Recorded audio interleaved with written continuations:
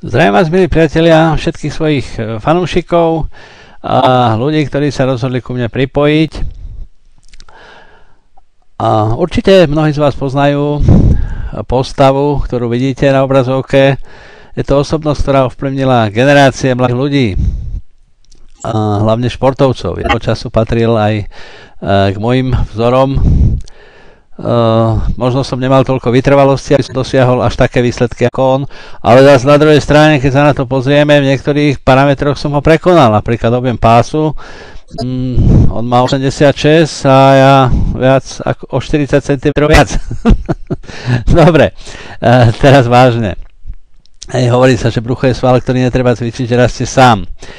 Preto som začal s touto postavou, lebo sa mi stalo to, čo sa mnohým možno stane takisto. Ručička na vás sa zastavila oproti sobote, kde bolo 116, je tá istá hodnota aj dnes, zase 116. Čo sa deje? Žiaden dôvod na paniku, ja teda paniku nerobím, pretože je dôležité sledovať aj tie ostatné parametre.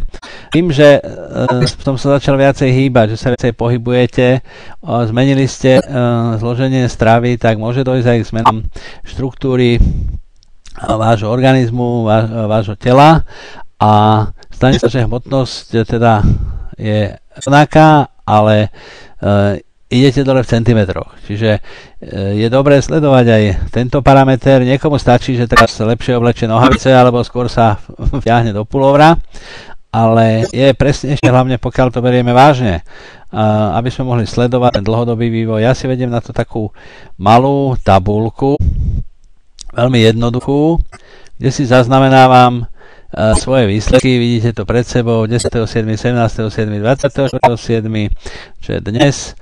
A konkrétne tam vidíte ten spomínaný objem pásu, ktorý bol to hrozné, 125 cm, podalo sa to na 121, tam ešte nie sme pri cieli.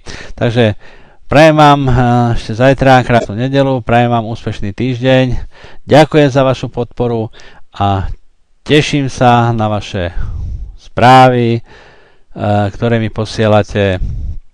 Ozaj, napíšte mi, či poznáte toho človeka, ktorého ste videli tam v úvode, ale určite áno. Takže ešte raz pekný večer, dovidenia, do počutia.